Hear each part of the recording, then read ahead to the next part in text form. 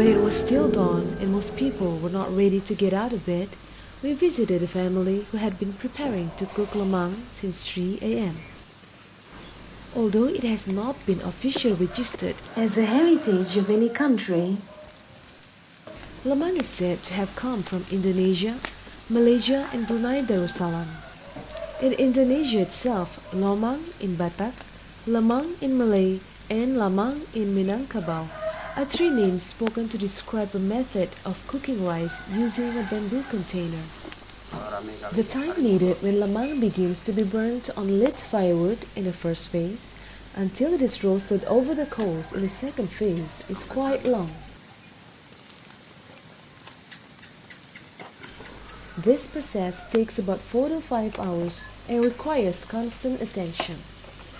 Therefore, this method is not used in normal daily rice cooking activity. The preparation of lemang can be an event in itself, as people often take turns watching the bamboo to make sure they cook evenly and not get burned. The main benefit of cooking rice with the lemang method is actually not so much because the rice is tastier, but the rice can last for a longer time. The rice will not stale easily. You do not need a new container to store it because the bamboo itself has become a natural thermos and can still be warmed by simply putting the natural thermos directly on the coals. Therefore, the bamboo-style rice cooking method was very suitable for long trips in the past. History-wise, in the book The Cambridge World History of Food, it is mentioned that only one region in the world that has ever been recorded practices the method of cooking rice in bamboo. In this book, this method is found in Malaysia, where rice is mixed with meat in bamboo that is burnt over fire. Allegedly, one of the earliest references to this writing was a book entitled Monographs on Malay Subjects Volume 3, which was first published in 1925 and rewritten based on a monograph of which material was collected between 1864 to 1867. In conclusion, the records contained in the Cambridge book and the book Monographs on Malay Subjects are proof that in Malaysia this bamboo cooking method has existed since 1864. However, it is believed that way before the monograph material was collected in 1867, there were migrants from Sumatra Island to the peninsular Malaysia. Minangkabau and Batak migrants spread from Alam Minangkabau and Tanah Batak through different routes and then gathered in peninsular Malaysia. These two ethnic groups in their development turned into two immigrant populations, namely Selangor from Mandailing and Angkola groups and Nagari Sembilan from Minangkabau group. Namaku Arman, umur 47. Nama saya El Priyanti. Usaha saya lemang tape sama suami. Ya, usahanya kayak gitu juga lah. Dari paman di bawah saya, kita sini kan di Medan, udah ikutan paman lah jualan. Mulai-mulainya ya lumayan lah, pandai lah kita masaknya kan. Kampung di mana, Bu? Kampung Padang Kota. Kampung Melayu namanya. Nah, suku ibu Melayu. Bapak Koto. Bapak ibu Jamba, mama ibu Melayu. Arman migrated from Padang to Medan about 32 years ago. Arman is from Minangkabau tribe and has been cooking and selling lemang since he set foot in Medan. His wife Eprianti is also from Minangkabau tribe and has been working alongside her husband for 25 years now. According to Minangkabau tradition, the cooking technique of lemang was first introduced by Sheikh Burhanuddin in the early 17th century. As he was preaching to introduce Islam in the land of Minang, for halalness purpose, he asked the residents to look for bamboo blades covered with young banana leaves to be used as a tool to cook glutinous rice mixed with coconut milk by roasting it on a wood-fired stove. Ini proses apa namanya, Pak? Bakar kepala. Bakar kepala. According to Batak tradition, especially amongst Mandailing and Angkola groups, this method of cooking rice has been very common since ancient times.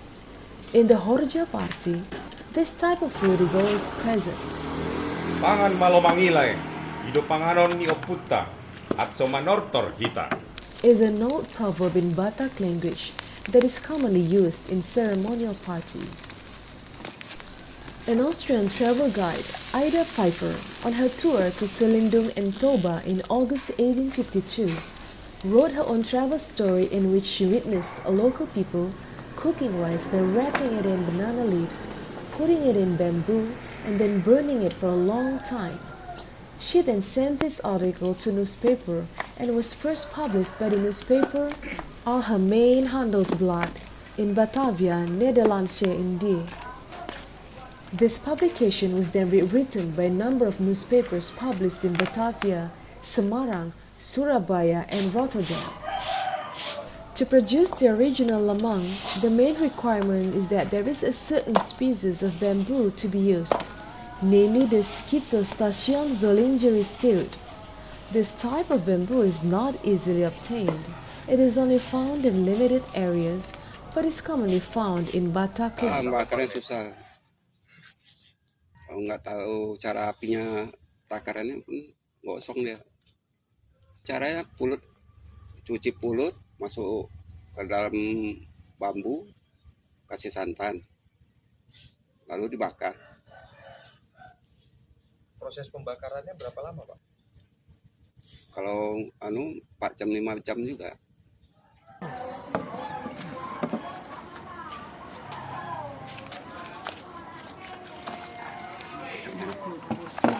Diri aja lah. Pucuk lah. Ada pulut kan enak juga dia kan. Kalau pulutnya dari pulut putih dicuci, langsung dikeringkan. Nanti bambunya diisi sama pucuk, lalu diisi pulutnya ke dalam bambu, baru diisi santan. Setelah itu baru dibakar.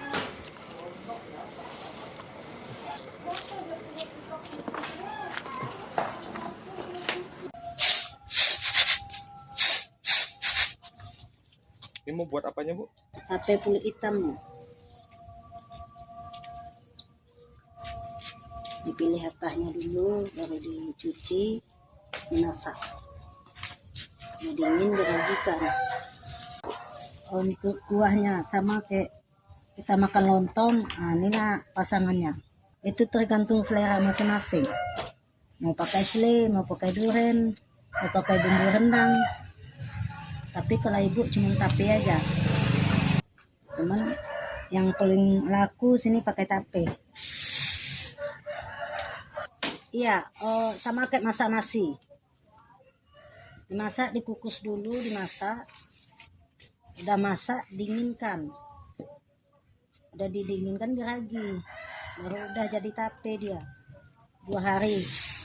Diperam dulu 2 hari, baru jadi tape. Itu kira-kira sih, Pak, penghasilan Bapak berapa sih dari lemang ini? Harian aja ya. Kalau harian dapat 300, kadang dapat 200, nggak tentuan juga. Ibu jual berapa, Bu? 30 satu bambu.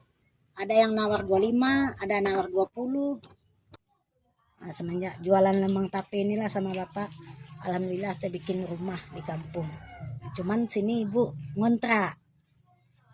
Nah, usahanya lancar gitu. Sampai lanjut anak sekolah SMA, kuliah gitu. Kalau ibu dulu mata SD aja sekolah sama mama gitu. Uniquely, even though Lemang comes from the Minangkabau area, it is the city of Tebing Tinggi in North Sumatra that is called the city of Lemang. This nickname refers to the number of lemang sellers in the city.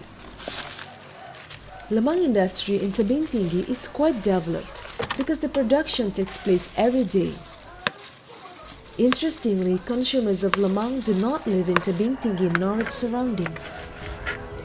Because the city of Tebing Tinggi is a city through which Medan to Toba or Tapanuli traffic passes, consumers are mostly travelers from outside the city.